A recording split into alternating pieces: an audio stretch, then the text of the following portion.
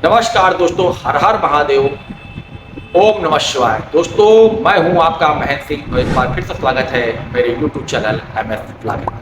दोस्तों, मैं आज आपको इस ब्लॉग में बताऊंगा कि मैंने 12 ज्योतिर्लिंग के दर्शन कैसे किए और किस सन से मैंने ये 12 ज्योतिर्लिंग की यात्रा शुरू की और कब तक ये समाप्त हुई। और 12 ज्योतिर्लिंग के अलावा 3 ज्योतिर्लिंग के और भी मैं बताऊंगा, जो बहुत से लोग 12 ज्योतिर्लिंग के दर्शन करते हैं लेकिन वो 3 ज्योतिर्लिंग दर्शन करने नहीं जाते हैं। वो भी कुछ लोग कहते हैं कि ये ज्योतिर्लिंग 12 ज्योतिर्लिंग, ये ज्योतिर्लिंग शामिल है, ये ज्योतिर्लिंग ये है और ये ज्योतिर्लिंग है।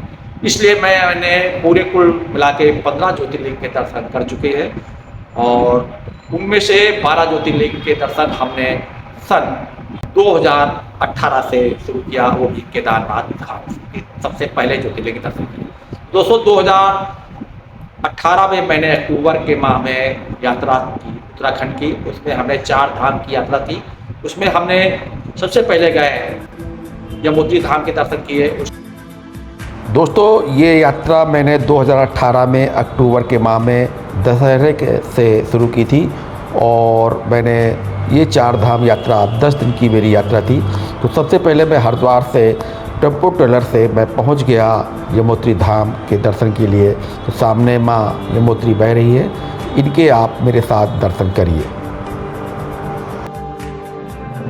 तो दोस्तों, ये वीडियो मेरा आप अंत तक जरूर देखिएगा बिना स्क्रिप्ट किए हुए, तभी आपको पता चलेगा कि मैंने 12 ज्योतिर्लिंग और उत्तराखंड के 4 धाम और पूरे भारत के 4 धाम की यात्रा कैसे संपूर्ण की। इस समय आप दर्शन कर रहे हैं माता यमुनोत्री धाम में बने हुए गर्म कुंड की।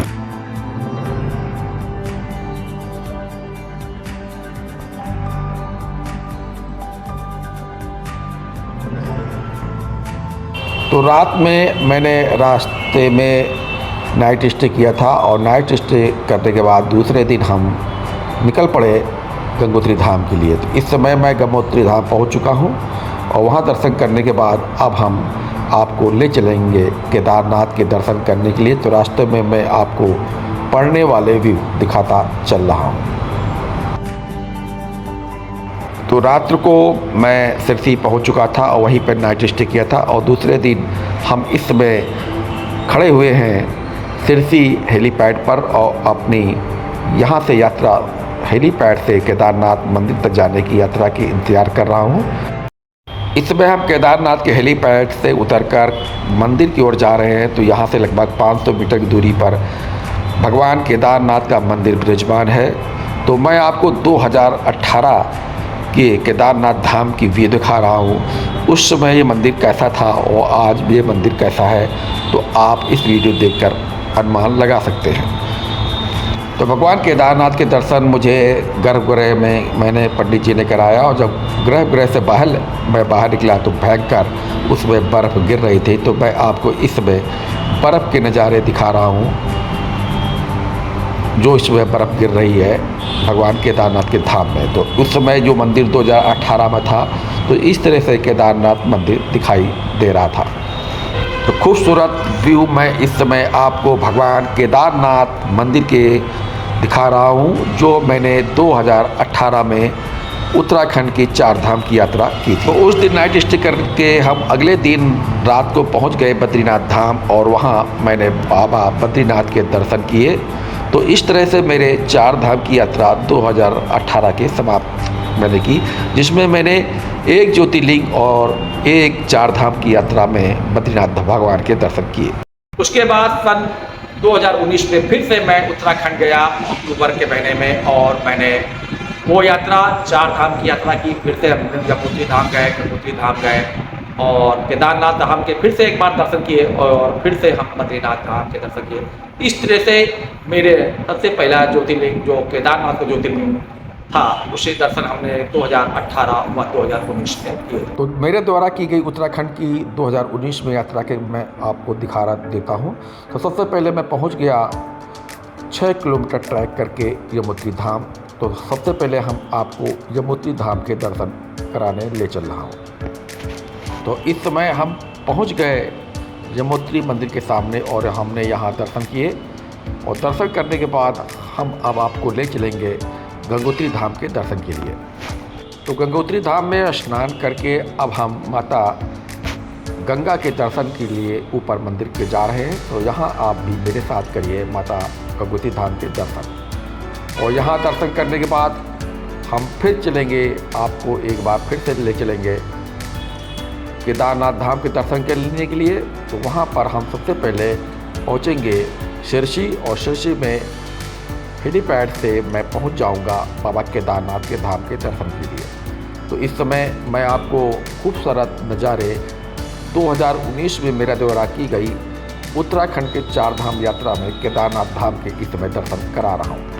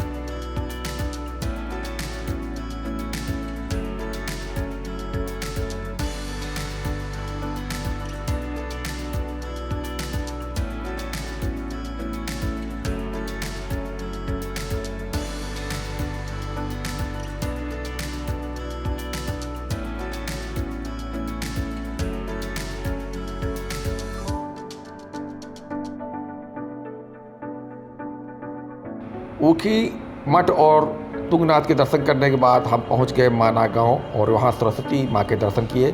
उसके बाद मैं आपको बद्रीनाथ भगवान के दर्शन के लिए ले चलूँगा, और बद्रीनाथ दर्शन करने के बाद हम हरिद्वार की ओर प्रस्थान करेंगे। तो इस तरह से मेरे 2019 में किए गए 4 धाम की यात्रा के कुछ मैं आपको अंश इस वीडियो में दिखा दिया है। फिर उसके बाद 2019 में ही हम गए मध्य प्रदेश के 2 ज्योतिर्लिंग के दर्शन किए। सबसे पहले गए महाकाल भगवान के दर्शन किए, और फिर वहाँ से 120 किलोमीटर दूरी पर स्थित ओमकारेश्वर और मंगलेश्वर भगवान के दर्शन किए। और हमने पूरी ये यात्रा की वो अपने बोलेरो गाड़ी से की थी। तो दोस्तों, इस समय मैं महाकाल मंदिर के कुछ सामने सम्मुख पहुंच चुका हूं, और आपको 2019 में मेरे द्वारा किए गए दूसरे ज्योतिर्लिंग के दर्शन करिए। तो मेरे साथ भी आप महाकाल भगवान के दर्शन कीजिए।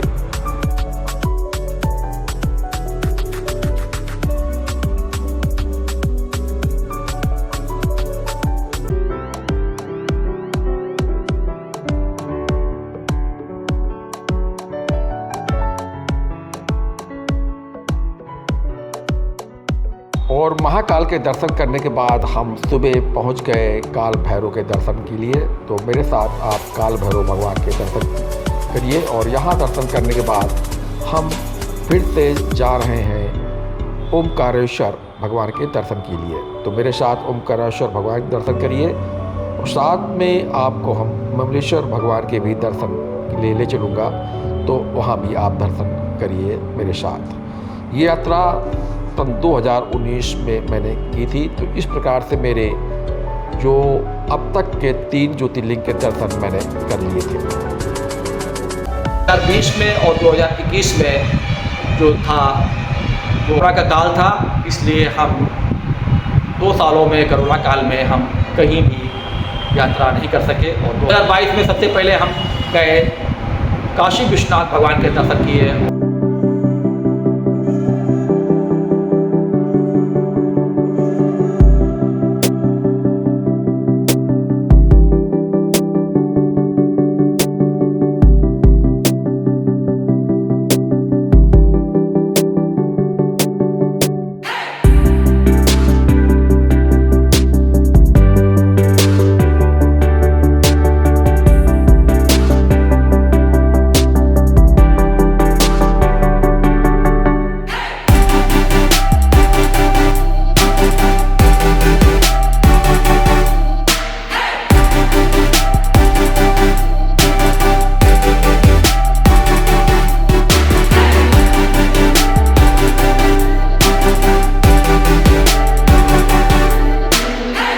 तो दोस्तों इस समय मैं आपको बाबा काशी विश्वनाथ के दर्शन करा रहा हूँ, जिसे मैंने 2024 में शूट किया था। जिस समय 2022 में मैं काशी विश्वनाथ दर्शन के लिए गया था तो उस समय कॉरिडोर का निर्माण हो रहा था और अंदर हम मोबाइल नहीं ले जा पाए थे, इसलिए उस समय के दृश्य आपको हम शूट करके नहीं दिखा पाए हैं। तो हमने ये वीडियो 2024 में शूट किया था। और उसके बाद हम पहुंच गए अपनी बोलेरो गाड़ी से बाबा बैजनाथ के दर्शन। बाबा बैजनाथ मंदिर के सामने माँ शक्ति का मंदिर स्थापित है, उसमें जाकर आप दर्शन करिए। दर्शन करने के बाद आप यहाँ बने हुए 21 छोटे छोटे मंदिरों में आप दर्शन करें।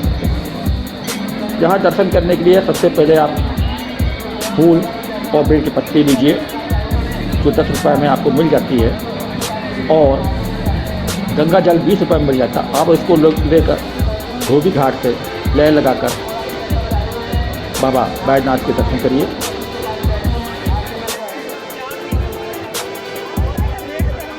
के ही अंदर आपको फूल पत्ती और प्रसाद मिल जाएगा, साथ में गंगा जल भी आपको मिल जाएगा। बाबा बैजनाथ और माँ शक्ति के बीच में यहाँ काफ़ी लोग डोरियाँ बांधते हैं।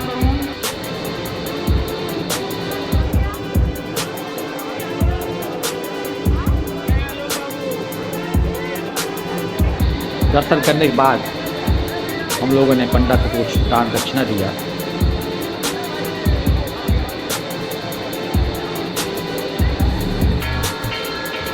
मंदिर में जो डोरियाँ ऊपर बांधी जाती हैं वो मंदिर के पीछे सीढ़ी से चैन में चढ़कर ऊपर लोग जाकर माँ बैजनाथ और माँ शक्ति के बीच में ये डोरियाँ बांधते हैं। तो इस तरह से मेरे जो अब तक के दर्शन हो चुके थे 2022 में, वो हो चुके थे मेरे 5 ज्योतिर्लिंग के दर्शन कर लिए थे।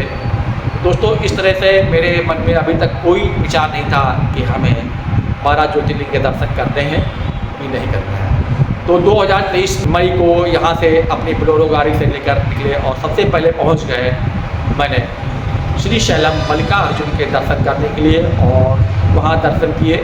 और मोबाइल जमा करने के बाद हम गेट नंबर 1 की तरफ पहुंचते हैं। जी आपको सामने जो दिख रहा है ये स्पेशल दर्शन काउंटर है। अब हम गेट नंबर 1 की ओर बढ़ रहे हैं।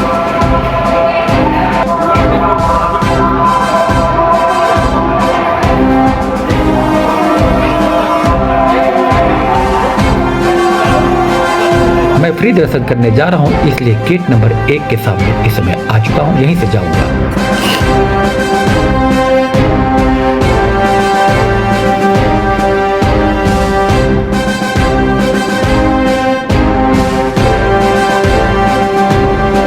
बड़े अच्छे से दर्शन करते हैं। अब मंदिर के बाहर आ चुका हूँ। ओम नमः शिवाय। और फिर वहाँ से हम पहुँच गए कन्याकुमारी। दोस्तों आखिरी में कन्याकुमारी पहुँच गए हैं। सामने आपको विवेकानंद स्मारक दिखाई पड़ रहा है।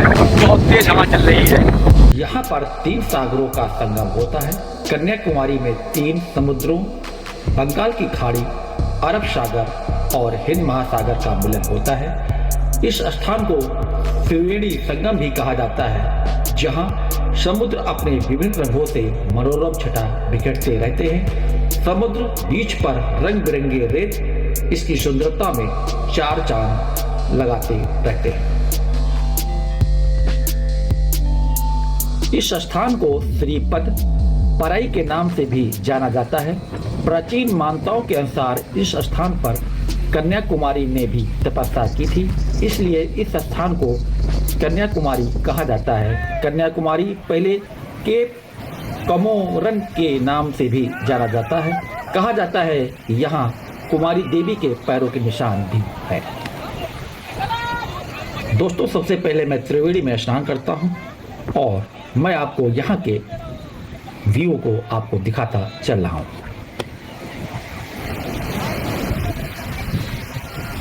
तो वहाँ कन्याकुमारी में माता कन्याकुमारी दर्शन किए और फिर पहुँच गए हम रामेश्वर ज्योतिर्लिंग के दर्शन किए। इस मंदिर की बड़ी गलियारा की लंबाई 3850 फीट है, जो दुनिया का सबसे लंबा गलियारा के रूप में जाना जाता है। इस रामेश्वरम मंदिर के अंदर मुख्य 2 शिवलिंग देखने को मिलेंगे, जिसमें एक लिंग भगवान श्री राम व सीता द्वारा स्थापित किया गया है, जिसे रामलिंगम के नाम से जाना जाता है। मैं गीले कपड़ों के साथ अब मंदिर के अंदर प्रवेश कर रहा हूँ। वहाँ के 22 कुंडों में स्नान करेंगे। 22 कुंडों में स्नान करने के पश्चात मैं अब मंदिर में प्रवेश कर रहा हूँ और महादेव के दर्शन करने के लिए जा रहा हूँ। दर्शन करने के बाद मैं मिलता हूँ। करके हम रामेश्वरम भगवान के बाहर आ चुके हैं। मंदिर के आगे पे हम आपको यहाँ के दृश्य दिखा रहे हैं।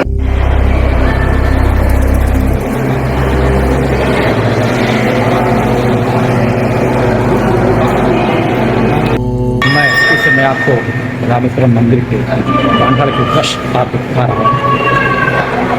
चारों तरफ आपको यहाँ के मंदिर के दृश्य आपको दिख रहे हैं।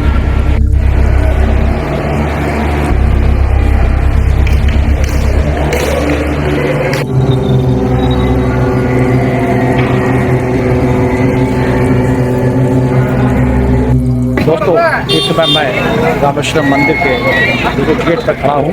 दर्शन करके मैं मंदिर प्रांगण के बाहर आ चुका हूँ। हर हर महादेव। इस तरह से मेरे दर्शन हो चुके थे। उसमें 7 ज्योतिर्लिंग के दर्शन हो चुके थे और रामेश्वरम ज्योतिर्लिंग के दर्शन करने के बाद हम आए तिरुपति बालाजी के दर्शन किए। जय गोविंदा, जय गोविंदा, जय गोविंदा, जय गोविंदा। दोस्तों, मैंने कोई ऑनलाइन दर्शन टिकट नहीं लिया है।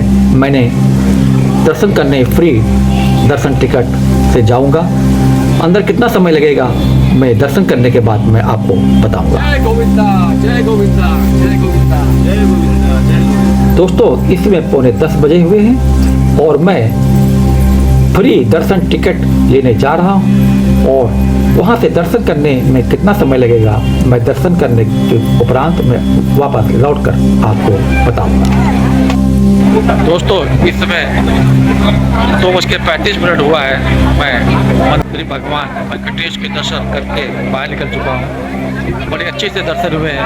अब मैं यहाँ से आपको तिरुपति बालाजी के भी दिखाता हूँ।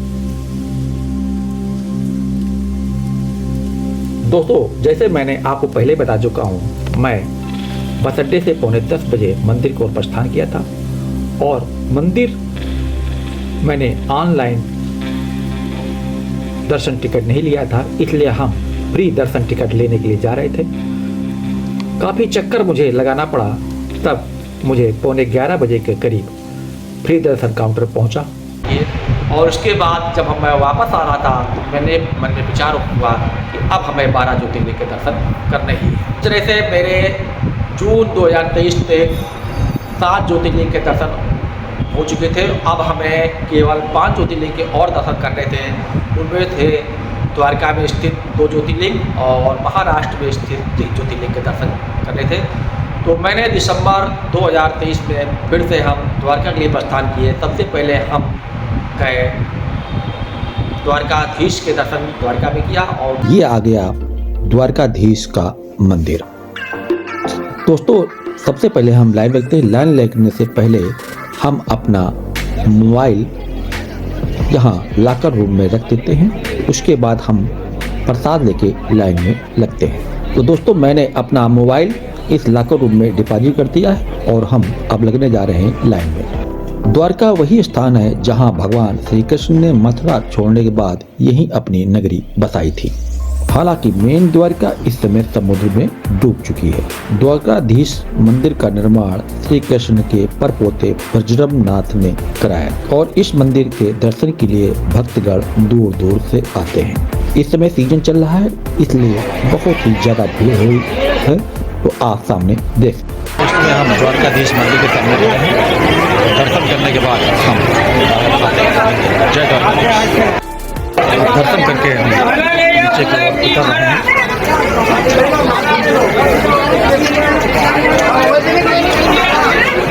वहाँ से हम पहुँच गए नागेश्वर धाम के दर्शन करने के लिए और नागेश्वर धाम जो हमने किया था तो एक टैक्सी बुक कर लिया था, तो वहाँ से द्वारकाधीश मंदिर के सामने से हमने टैक्सी लिया था और हम पहुँच गए बाबा नागेश्वर धाम के दर्शन करने के लिए।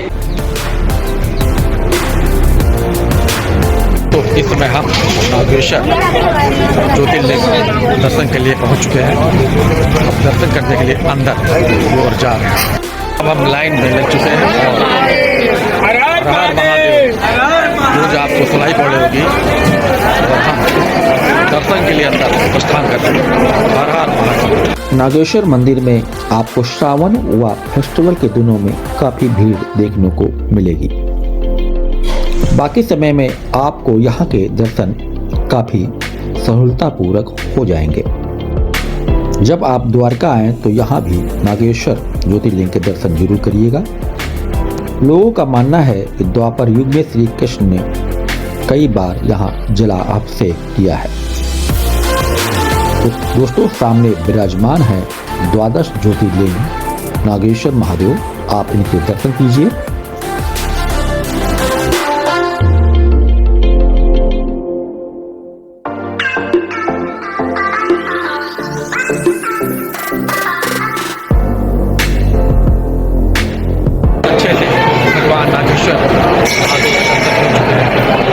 दोस्तों यहाँ दर्शन करने के लिए हमें आधा घंटा लगा और हम मंदिर के सामने लगभग 5 से 10 मिनट आराम से रुके और नागेश्वर महादेव के दर्शन किए। दोस्तों मैं आपको बता देता हूँ, यहाँ भगवान शिव नाग के रूप में और माता पार्वती नागिन के रूप में पूजे जाते हैं। ये सामने बहुत बड़ा आपको शिव मूर्ति दिखाई पड़ रही होगी, तो आप यहाँ आकर अपनी फोटो शूट करा सकते हैं। देखिए आप सामने बहुत से लोग फोटो शूट करा रहे हैं, तो मैंने भी यहाँ एक फोटो शूट किया।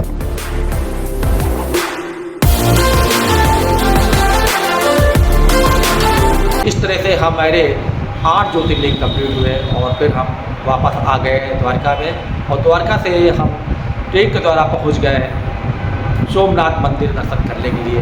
दोस्तों इस समय मैं पहुंच चुका हूं सोमनाथ मंदिर के बिल्कुल सामने। यहां से मैं आपको सोमनाथ भगवान के दर्शन करा रहा हूं। यहाँ फोटोग्राफी मोबाइल अंदर ले जाना वर्जित है।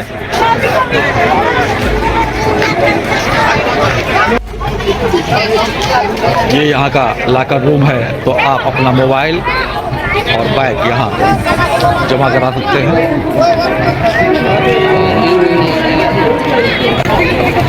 निःशुल्क ये सेवा है यहाँ की। यहाँ का एंट्री गेट है। स्कंद पुराण के अनुसार चंद्रमा ने राजा दक्ष की 27 पुत्रियों के साथ विवाह किया था, लेकिन चंद्रमा उनमें से केवल रोहिणी से ही ज्यादा प्यार करते थे, जिस वजह से बाकी रानियां उपेक्षित समझती थी। चंद्रमा को राजा दक्ष ने काफी समझाया, जब वो नहीं माने तो उन्होंने श्राप दे दिया और इसी श्राप को मुक्त होने के लिए भगवान शिव की काफी कठोर तपस्या की और श्राप मुक्त हुए। और उसके बाद चंद्रमा के आग्रह करने पर भगवान शिव यहाँ पर स्वयंभू के रूप में स्थापित हुए।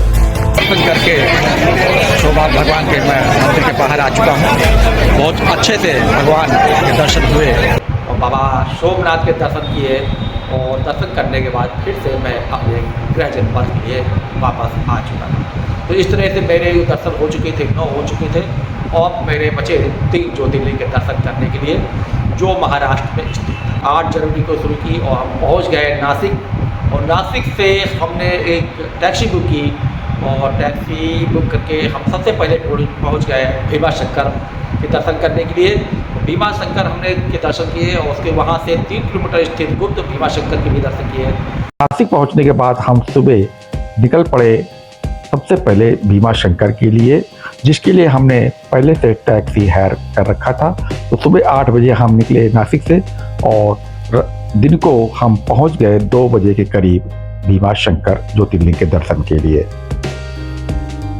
तो मेरे साथ आप भी भीमा शंकर ज्योतिर्लिंग के दर्शन करिए। भीमा शंकर ज्योतिर्लिंग के दर्शन करने के बाद हम आपको 2.5 किलोमीटर दूर गुप्त भीमा शंकर के दर्शन के लिए ले चल रहे हैं। जो काफी जंगलों से आपको गुजरना पड़ेगा।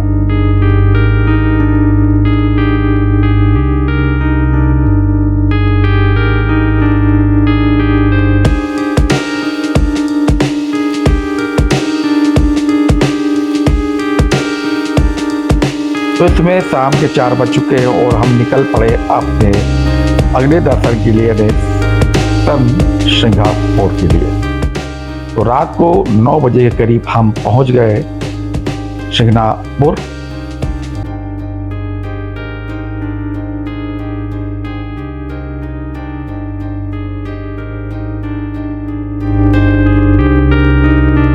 दोस्तों, मैंने सिंगापुर महाराज जी के दर्शन करके अब हम बाहर आ चुके हैं। उसके बाद हम और पहुंच गए पल्ली बैजनाथ दर्शन करने के लिए। और सुबह 5 बजे के बाद ही मंदिर खुलता है। तो सुबह 5 बज चुके हैं। अब हम आपको अंदर ले चल रहे हैं पल्ली बैजनाथ के दर्शन करने के लिए। दोस्तों, हम पल्ली बैजनाथ महादेव के दर्शन करके मंदिर के बाहर आ चुके हैं। अब जो कि 12 ज्योतिर्लिंग में जो मुख्य 12 ज्योतिर्लिंग है उसमें शामिल नहीं है। फिर भी लोग कहते हैं कि पल्ली वाला बैजनाथ भी मुख्यनाथ मंदिर है। और एक जो देवघर में आपको मैंने दर्शन करा चुका हूँ वो भी है।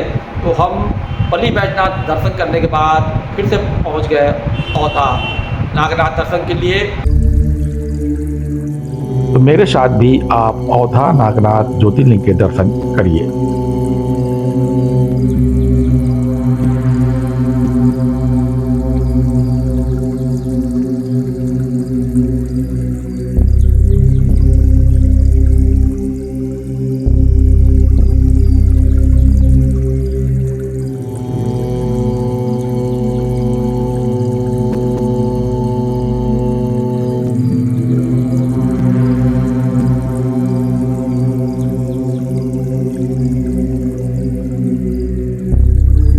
ये भी एक संशय वाला है कि जो कि नागेश्वर ज्योतिर्लिंग जो है गुजरात में है वो 12 ज्योतिर्लिंग है, या फिर लोग कहते हैं कि औधा नागनाथ महाराष्ट्र में है, ये 12 ज्योतिर्लिंग है। इसलिए से हमने पल्ली बैजनाथ भगवान के दर्शन कर लिए, औधा नाग दर्शन कर लिए। उसके बाद हम पहुंच गए विश्वेश्वर ज्योतिर्लिंग के दर्शन करने के लिए, जो औरंगाबाद से 20 किलोमीटर दूरी पर स्थित है। विश्वेश्वर महादेव के दर्शन के लिए हम आपको ले चल रहे हैं।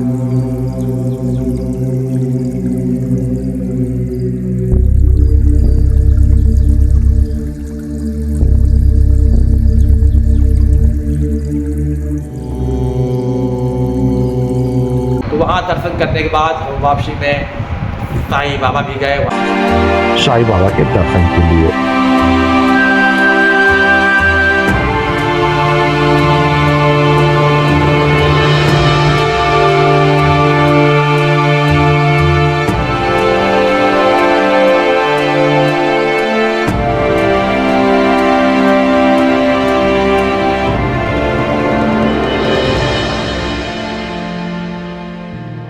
फिर से आ गए हम नासिक, और नासिक में रात की स्टे करने के बाद हम सुबह निकले और पहुंच गए हम अंतिम ज्योतिर्लिंग दर्शन करने के लिए, त्र्यंबकेश्वर ज्योतिर्लिंग।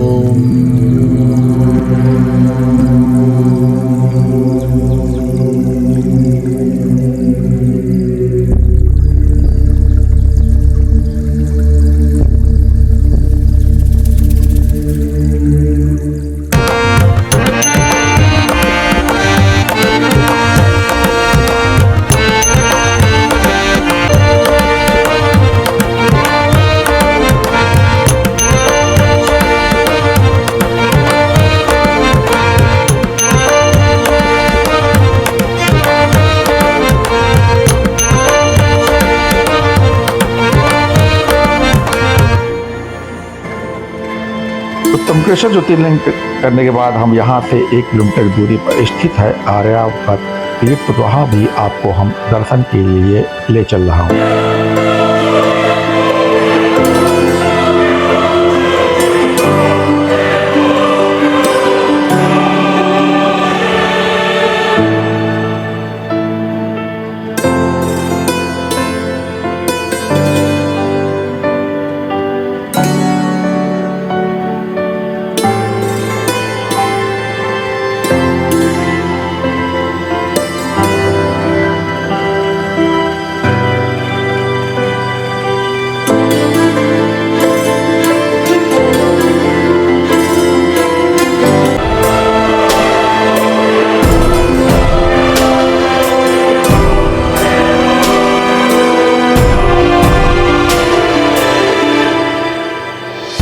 त्र्यंबकेश्वर ज्योतिर्लिंग दर्शन करके हम अपने गृह जनपद वापस आ गए।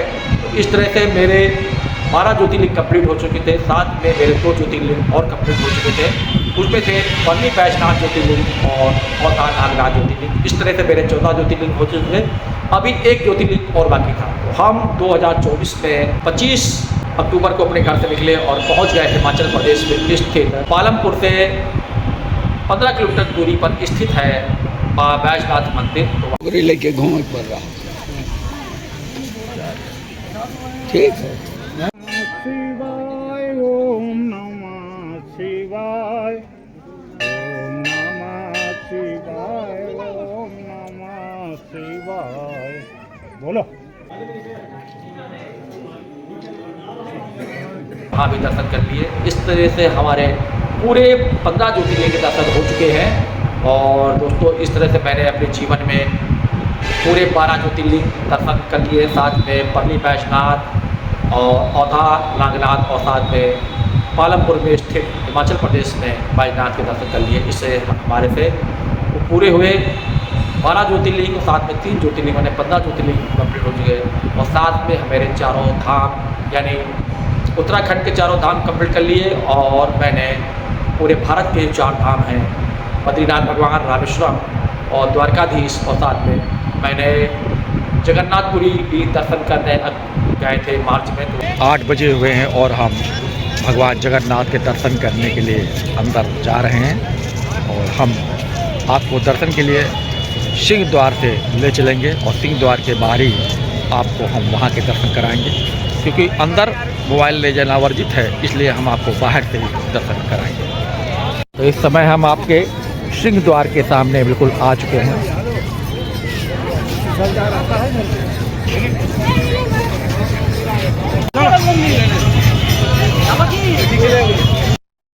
चलिए मंदिर के अंदर दर्शन करने के लिए ले चल रहा हूँ।